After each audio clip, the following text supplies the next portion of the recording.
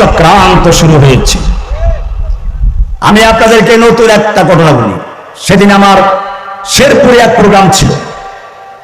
ওই প্রোগ্রামে আমি আছি, মাহমুদুল হাসান গুলবী আছেন, আমাদের শায়েখ আল্লামা আজিজুল হক সাহেবের সুযোগ্য পুত্র আল্লামা মামুনুল হক সাহেব ছিলেন। কে বা কারা সেখানে খবর ছড়িয়ে দিল, মামুনুল হক সাহেব বলেছেন জসিমউদ্দিন রহমানী আর গুলবী আসলে উনি আসবেন না।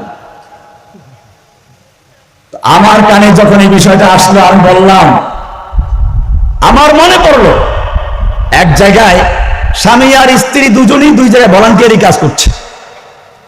কোন একটা বড় অনুষ্ঠানে স্বামী পুরুষের ভলান্টিয়ার, তার স্ত্রী মহিলাদের ভলান্টিয়ার। এর মধ্যে ওই পুরুষের পাশে একজন বলছে কি জানেন, ওই যে মহিলাটা দেখা যায়, ওই মহিলাটা গোয়েন্দা। ওই মহিলাটা কি গোয়েন্দা? বলছে কার কাছে? স্বামীর কাছে।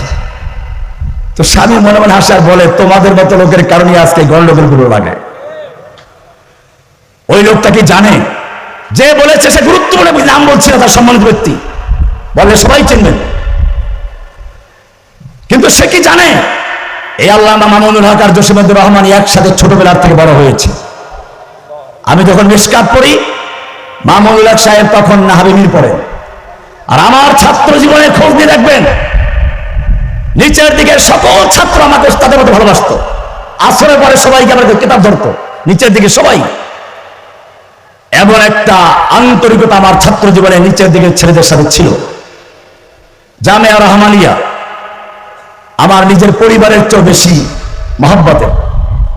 আল্লামা আজিজুল হক সাহেব রাহমাতুল্লাহ আলাইহি আমার উস্তাদ, নিজের সন্তানের মতো ভালোবাসতেন। সেই সুবাদে আল্লামা মামুনুল হক সাহেব বলেন, মাহমুদুল হক সাহেব বলেন, তারা আমার আপন ভাইয়ের মতো এখনো।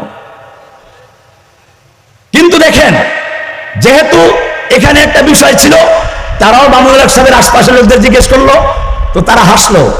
তারা কি জানে? কারণ এই 2 দিন আগেও মামুনুল হক সাহেব আমি একসাথে প্রোগ্রাম ছিল না, দুইজন বললাম কই আছেন, কাজে আসিফ মোহাম্মদ চলেন বাসায় আসেন। তো আমরা অফিসে বসা 2 ঘন্টা পর্যন্ত গল্প করলাম। এই মানে এত ব্যস্ততার মধ্যেও এই লোকটা কি জানে আমাদের আন্তরিকতা কতটুকু, আমাদের মহব্বত কতটুকু? আমি কখনোই এই কোন জামাত, কোন দল, কোন বিএনপি কারো বিরুদ্ধে কখনো নাম ধরে কোনো বক্তব্য দেই নাই। কিন্তু দেখবেন বিএনপির নাম ধরে আসে কি, বিএনপিতে যারা ভোট দেবে তারা কাফের, জসিমউদ্দিন রহমান। আমি কোথাও বলেছি কথা? আমি পরিষ্কার বলি, বিএনপির হাইকমান্ডকে আমি জানিয়ে দেই, সারা বাংলাদেশে একদল লুটেরা চাঁদাবাজ বিএনপির নাম দিয়ে চাঁদাবাজি করে যাচ্ছে। আর সেই চাঁদাবাজদের একটা অংশ আমার একটা জমি দখল করেছিল। আমি যখন তার বিরুদ্ধে অ্যাকশন নেওয়া শুরু করলাম, তখন বিএনপির হাইকমান্ড মোহাম্মদপুর থানা কৃষক দল কমিটি ভেঙে দিয়েছে এবং তাদের দল থেকে বহিষ্কার করে দিয়েছে। এতে ওদের গায়ে আগুন লেগেছে। আর ওদের কাছে একটা দলের পদ পাওয়া অনেক বড় জিনিস। এখন তারা প্রায় লেখে, জসিমউদ্দিন রহমানী বলেছে বিএনপিতে ভোট দিলে কাফের হয়ে যাবে, অমুক তমুক।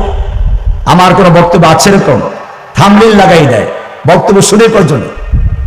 এজন্য মনে রাখবেন, যারা ইউটিউবে লেখালেখি করেন, যারা মানুষের বক্তব্য প্রচার করেন, থাম্বনেইল লাগান, সামান্য একটা প্রচার পাওয়ার জন্য মিথ্যা ভাবে লিখে উলামায়ে কেরামদের মধ্যে সংঘর্ষ লাগান।